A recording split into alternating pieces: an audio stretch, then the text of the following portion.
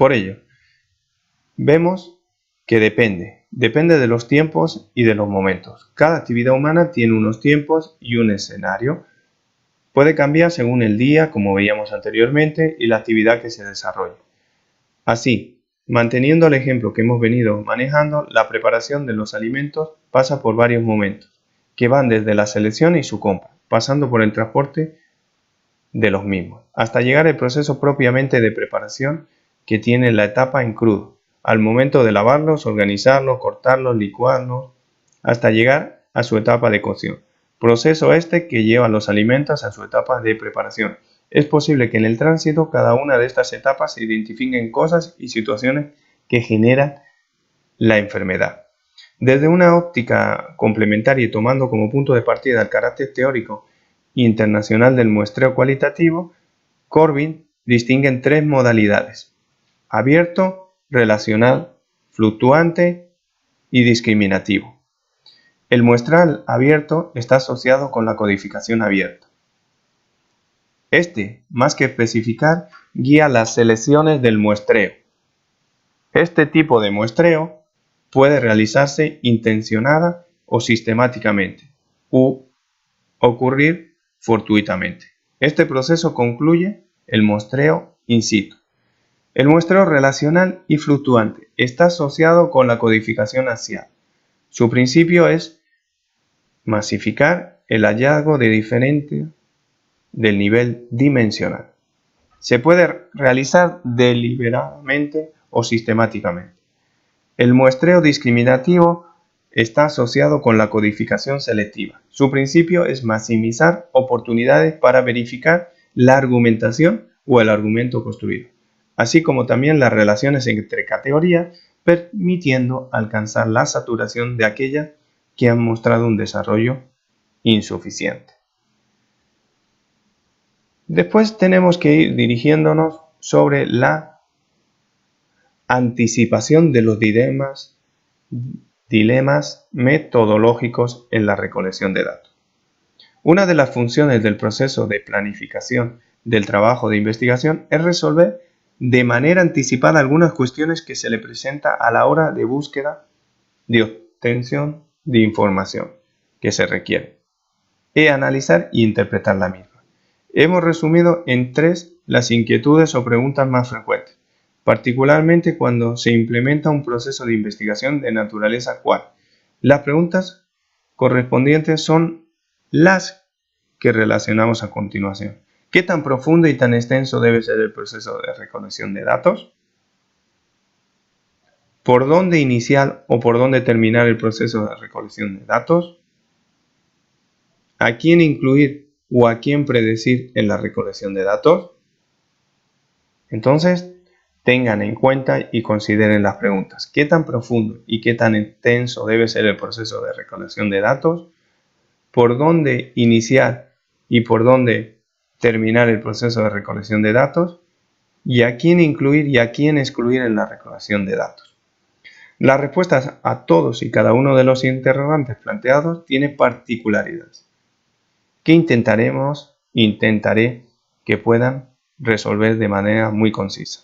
Frente al dilema de la profundidad y la extensión, es necesario precisar que para la investigación cualitativa es prioritaria la profundidad sobre la extensión y, por supuesto, la explicitación de la calidad sobre la magnitud de la cantidad. El límite de la profundización surge del nivel de la claridad que se va a obtener a medida que se avanza en el proceso de investigación y extensión, de mayor o menor riqueza de la información que derive las fuentes que han sido exploradas. Frente al inicio y el cierre del proceso de recolección de información, ya notamos, con relación a lo primero, la necesidad de contar con una fase exploratoria que es la puerta de entrada a una etapa de mayor precisión y profundidad. En cuanto al cierre, este está determinado idealmente por el logro del límite de la comprensión de la realidad objeto del análisis, pero con mucha frecuencia son razones de naturaleza práctica como la finalización de una investigación por financiación o el vencimiento de los términos para la entrega del informe de la investigación. Respecto a quién incluir o excluir en el proceso de recolección de información, esto solo se puede responder en función de los objetivos y la dinámica generada con la investigación. Existirán razones de conveniencia, de manejo de información, de disponibilidad actitudinal y de tiempo, entre otros. A partir de esta perspectiva, emerge una taxonomía para orientar el muestreo, que coincide con la presentada por Patton y que podemos desarrollar y voy a desarrollar conjuntamente con ustedes. Según este autor norteamericano, se ha especializado en lo que es la investigación evaluativa de corte cualitativo. La principal característica del muestreo quali es su conducción intencional en la búsqueda de casos ricos de información. De acuerdo con esto, identifica 10 tipos de muestreo: extremo o casos desviados, variación máxima, homogéneo, de caso típico, de caso crítico, de cadena o bola de nieve, según un criterio lógico, y de casos confirmatorios o disconfirmatorios, de casos políticamente importantes o el de casos de conveniencia.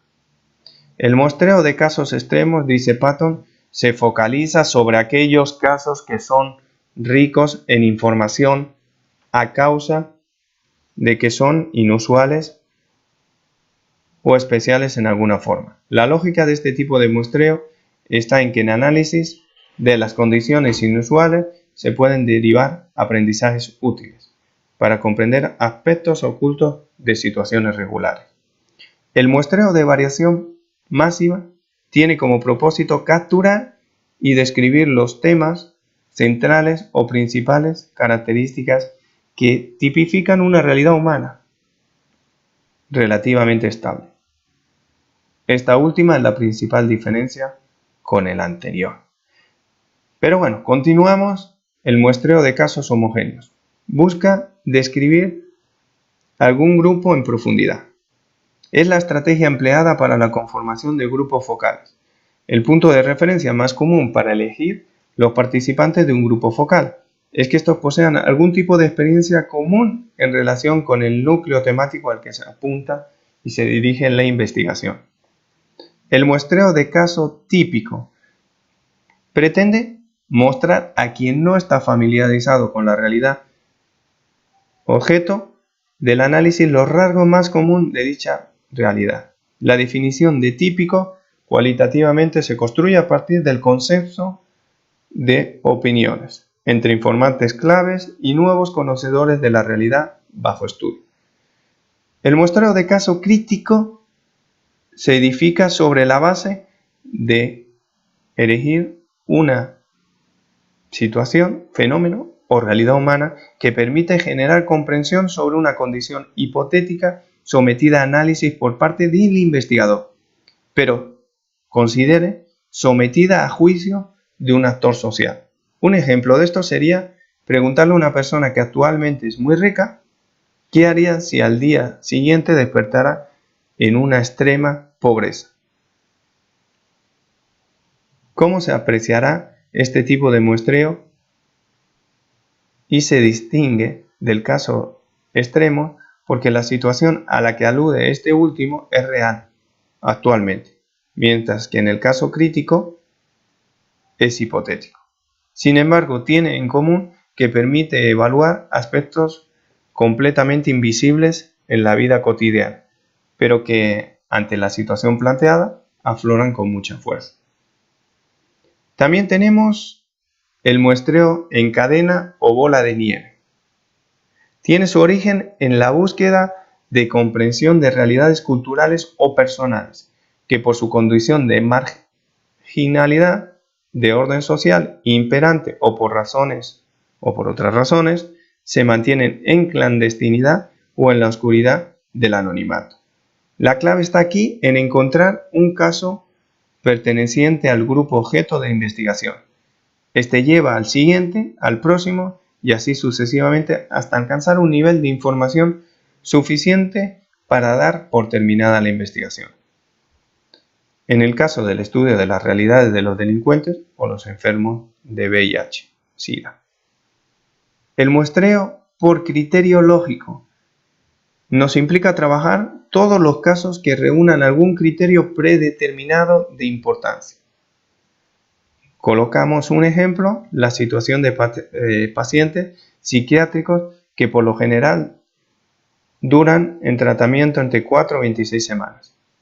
Señala entonces que será necesario examinar los casos de todos aquellos que lleven 28 semanas o más para saber qué está pasando con ellos. En un ejemplo desde otra perspectiva, al examinar una investigación de satisfacción sobre servicios en el que el 95% decide estar satisfecho.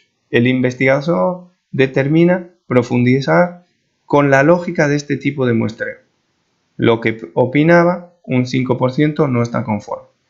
El supuesto de fondo del que participó para esta decisión es que la óptica crítica de los inconformes harían posiblemente visible aspectos del servicio que sería necesario mejorar. Entonces es un muestreo de criterio lógico.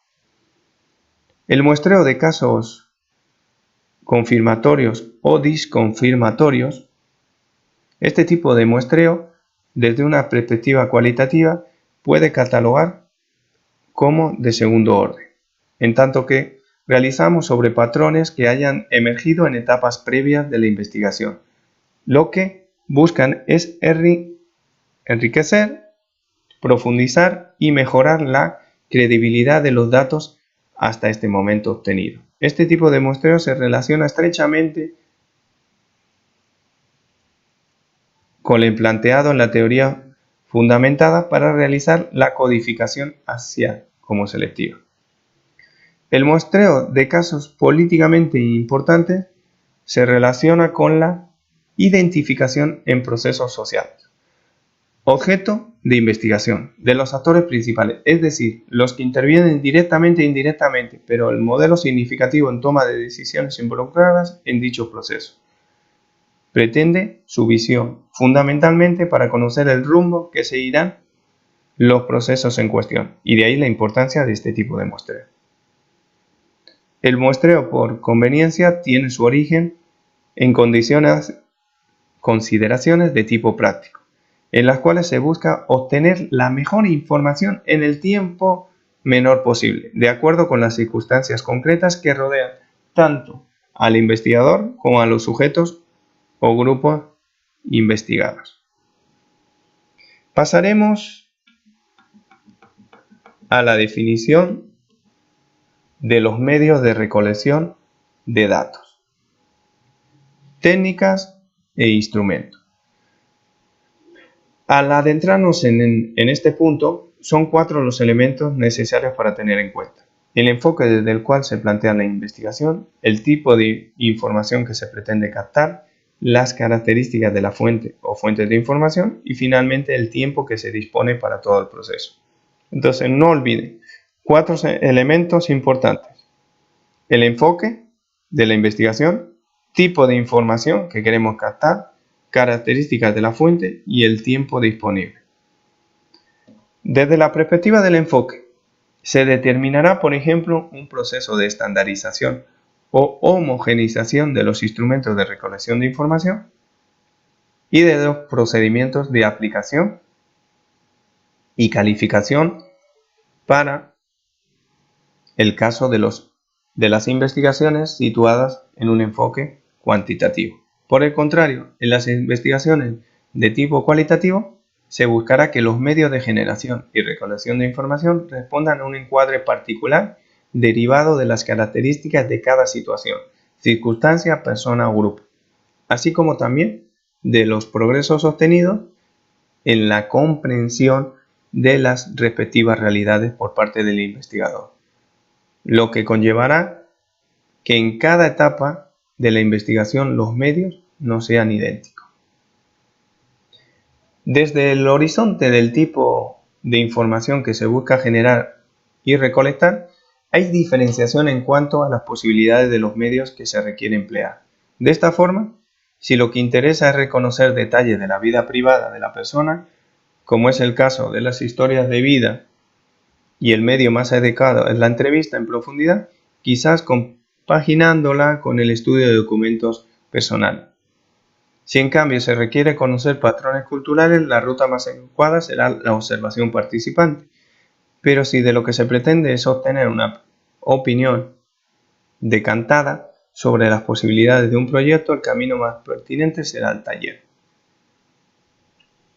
Cuando se hizo el desarrollo de 2 encuadres específicos, plantearemos profundizar sí o sí en lo que consideraremos en próximos temas la teoría fundada y la etnografía, ya que precisan los detalles de una definición de medios, técnicas e instrumentos. Los detalles de procedimientos en el empleo de cada una de las técnicas e instrumentos se desarrollan de una manera específica y de una amplitud particular que veremos sí o sí para seleccionar en los distintos informes y analizar la consistencia del problema y qué alternativa hemos elegido y por qué. Muy agradecido de poder establecer sobre cómo podemos estructurar y cómo podemos diseñar la formulación y los procesos de investigación cualitativa.